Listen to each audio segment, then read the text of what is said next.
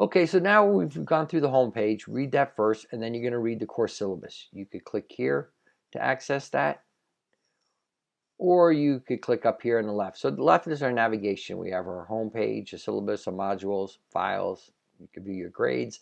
When we start working with Zoom, if you click here, you can access our Zoom meetings by clicking here.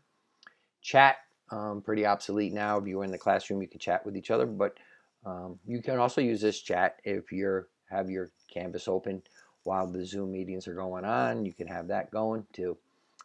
And Net Tutor, you'll have that as for just getting help on certain things. If you have questions on how to work with Word or Excel, different programs, you can get free help here. So if I go to syllabus, here it is. What it's about. This is my contact information. I'm Tom Ward. I do teach interactive media, as I mentioned.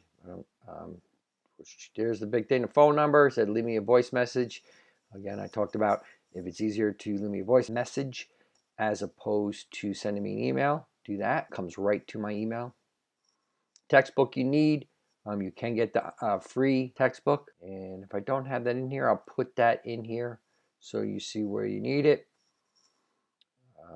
So hopefully you all have computers and you're able to work with this, the grading information. So I'm not going to read through this. You need to take your time, read through all of this. Make sure if you have any questions on anything in here, let me know. So this is our syllabus going through, and then these are the different due dates. So the first Friday, April 10th, we have all this that is going to be due. So there's a quiz you need to take regarding the syllabus. So you need to read through the syllabus, and there's be questions in the syllabus. Quiz that you'll need to do is actually a discussion topic. You'll answer the questions in there. So I'll click on that in a second. Creating folders. So we're going to learn how to access my folders and the students' one root drive, and how you can store things out on the school's, so I say cloud, the school computers where you can store things. And then you'll do a little research on effective and secure online communications. You're going to send me an email from your student email to my email. So it shows me that you can work from your student email, and you're going to, there's instructions on everything you need to do. So the key thing in being successful in this course is to read the instructions, and each of them have a scoring rubric with the instructions. So read those scoring rubrics also. It will show you how you will be scored on these. There's also a mind map you're going to do about the use of social media. You pick one social media, Facebook or Twitter, and you'll talk a little bit of the pros and cons of using that social media. Again, read the instructions. If you use the template that is available to you, you just fill in your information within the template. Then the next week, we're going to start working on Word within our book. So you need the book by the second week.